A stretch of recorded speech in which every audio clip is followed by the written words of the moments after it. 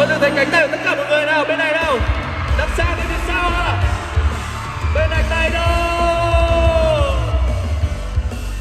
Vậy thì lên xe cùng nhau nha. Lại một ngày mình bên nhau say đắm trên cái stand của đâu đó hôm về. Rồi bờ môi dịu dàng nhẹ khẽ giơ tay anh nói đây là giây phút em mê. Một cơn gió vụt qua vuốt tóc em, vội đốn con tim anh than ra yêu em. Anh quên những đêm trắng tình ngủ vì giờ đây ta bên nhau đậm sâu bằng lo lắng sân bên lề. Giữa mê cùng thế gian ngàn lối, mình tìm thấy nhau giữa bốn vạn người. Dưới không gian trắng thế gian rồi, chỉ muốn thêm một điều nữa thôi. Bên em hết tối nay thôi, thêm mãi thứ sáng vẫn trời vời.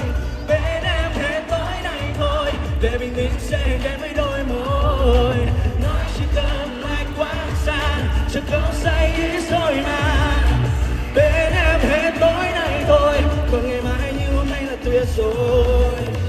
Nếu ngày mai ta quay con xe đi lại từ đầu, 50 hay 500 năm nữa anh cũng chẳng phải đâu. Chỉ cần đôi tay tay trong tay ở mãi bên nhau. Xin mơ giấc mơ mình thêm lâu thật lâu. Dẫu mai sau ký ức có nhạt nhòa, don't you worry anh vẫn ở đây mà. I'm gonna stay just for you babe, I'm gonna stay just like the first day. Giữa mê cùng thế gian ngàn lối, đằng xa kia có nhìn thấy mình không? Dưới không gian trắng thế gian rồi, vậy thì hát cùng nhau nào. Bên em hết tối nay thôi, để mãi thứ sáng tất trời vời. Bên em hết tối nay thôi, để bình minh sẽ đến với đôi môi. Nói chỉ tương lai quá xa, chẳng thấu say thôi mà. Bên em hết tối nay thôi, còn ngày mai như hôm nay là tuyệt rồi. Oh, eh, oh, eh, oh, eh, oh, eh, oh, eh. Bên em hết tối nay thôi,